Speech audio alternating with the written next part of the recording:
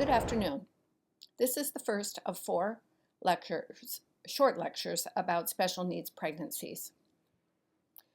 The first part is going to address teen pregnancies. When you look at the map, you can see which states have the highest incidence of teen birth rates. And 26.5% of births in the United States in 2013 were to teenagers. When we look at teenage parenting, there are definitely issues. Research has shown that children born to adolescents have problems of their own. They're more likely to have poorer education than those born to older parents. They have behavioral issues because, after all, the teen parent has very limited experience in life itself and certainly limited experience about how to raise a child. And then in the long run, there are health issues that affect these children.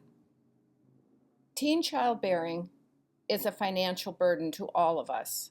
Up to $28 billion a year are spent on not only the baby, but on the teen who birthed the child because they are not able to support themselves. And so we're giving them public assistance so that they can live. There's lost tax revenue because these teens aren't working as much. They also need public health care services.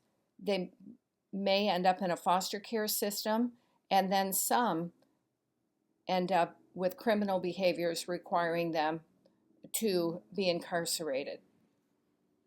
Issues related to the pregnancy itself when a teen is involved is that they come in for late prenatal care.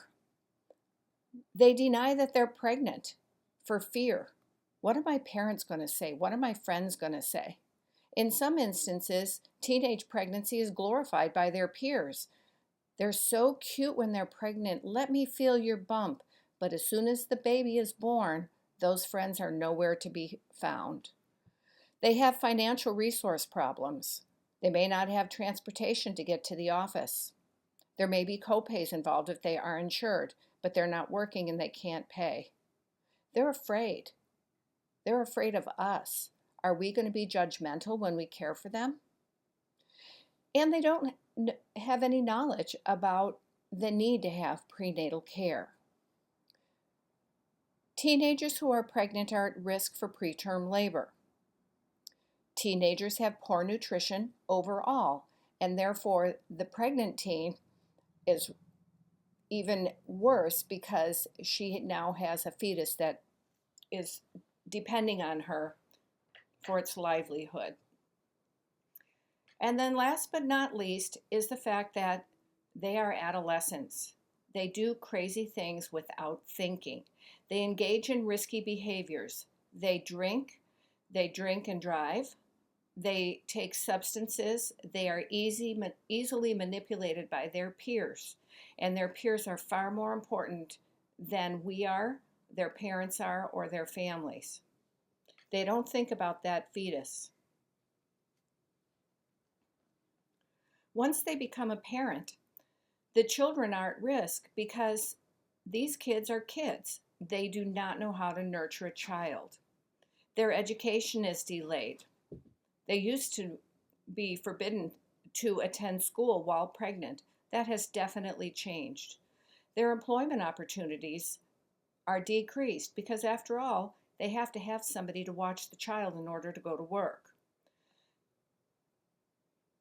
We discussed already premature births. That's a financial burden and an emotional burden on the child as well as the parent.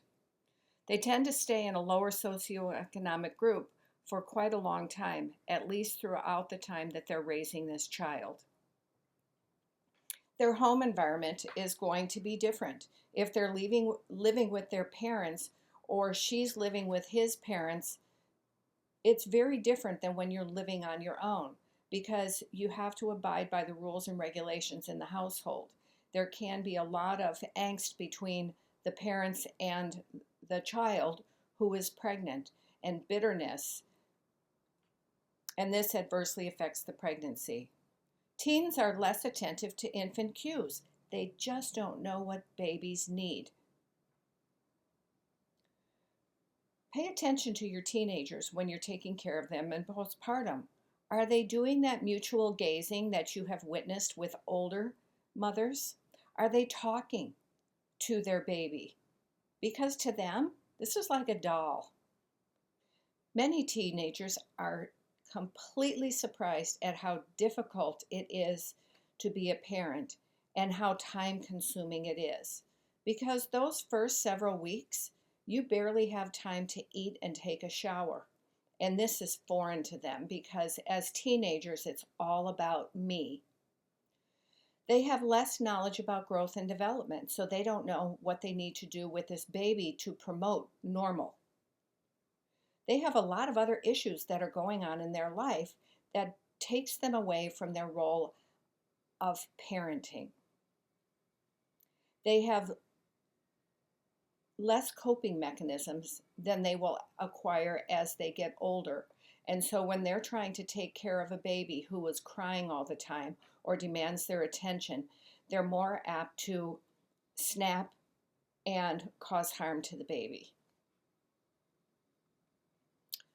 So when we are taking care of these teens, we need to be non-judgmental. We need to help them in every way, shape, and form that we can.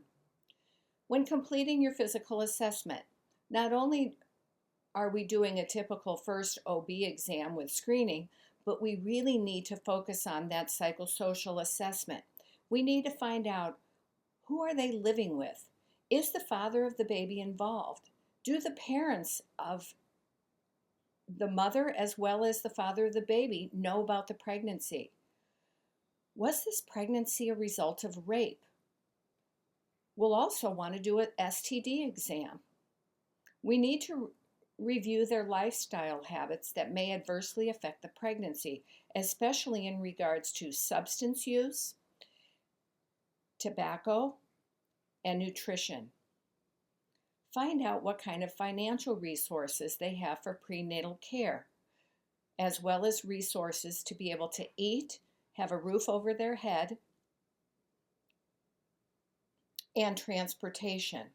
We will want to make referrals to the WIC program because during pregnancy they can also get food support. We want to assure them that we will keep their health information confidential. We're not going to call their parent the second they leave the office. So in developing this trusting relationship, we're going to improve the outcome for this teenage mother and her fetus. We want to promote their self-esteem. We need to be realistic, and so every time you encounter this teen during their prenatal visit, you want to ask them, how are they doing? What are the problems that they're having?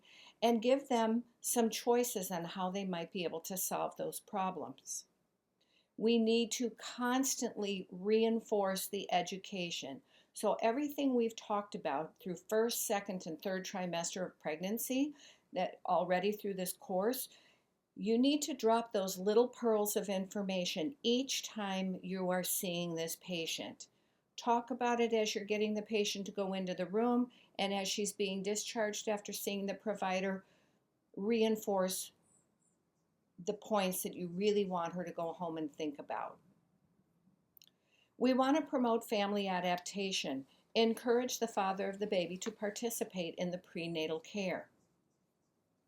And any kind of referrals that are important. So I've already said the WIC referral. They may need genetic referral if we find out that they have an abnormal AFP triple marker. We may need a perinatologist if she has premature labor, all those kind of things, as well as social services. If she has a psychological problem, we're going to send them to a psychologist. But we need to support this individual as she goes through her pregnancy, and we will have a better outcome for her baby and hopefully for the rearing of this child. This ends part 1.